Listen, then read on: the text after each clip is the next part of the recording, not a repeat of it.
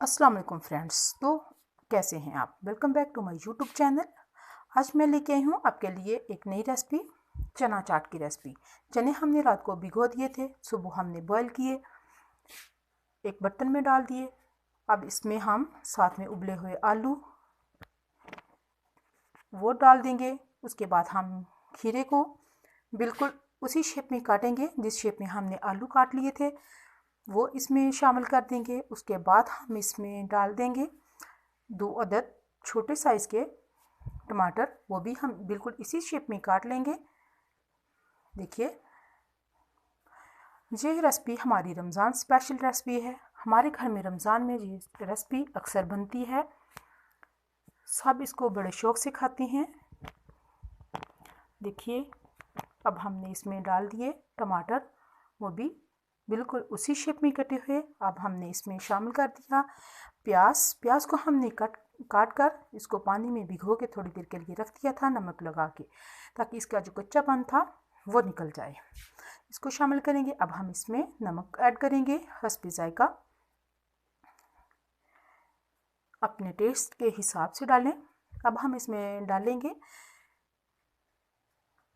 चाट मसाला, तकरीबन 2 टेबलस्पून।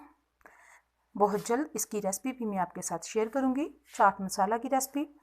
अब हम इसमें स्प्रिंकल करेंगे ब्लैक पेपर, और अब इनको हम अच्छे से मिक्स कर देंगे ताकि ये सारे मसाले इक्वल हो जाएं। देखिए, हमने इनको अच्छे से मिक्स कर लिया है। अब हम इसको एक प्लेट में अलग से निकाल कर उसके ऊपर दही का रायता हम उसमें उसके ऊपर डाल देंगे। इसको देखिए, एक प्लेट में हमने निकाल लिया, इसके ऊपर हम अब दही का रायता डाल देंगे। आप चाहे तो इमली की चटनी भी यूज़ कर सकते हैं।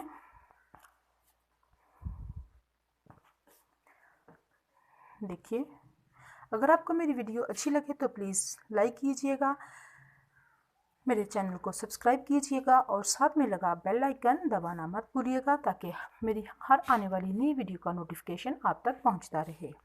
देखिए, अब हमने इसमें शामिल कर दिया दही। देखिए फ्रेंड्स, कितना ज़बरदस्त इसका लुक आ रहा है। आप इसको जब सर्व करना हो तभी इसके ऊपर दही शामिल कीजिएगा। तो मिलते हैं एक नई रेसिपी के साथ, तब तक के लिए अल्लाह हाफिज़।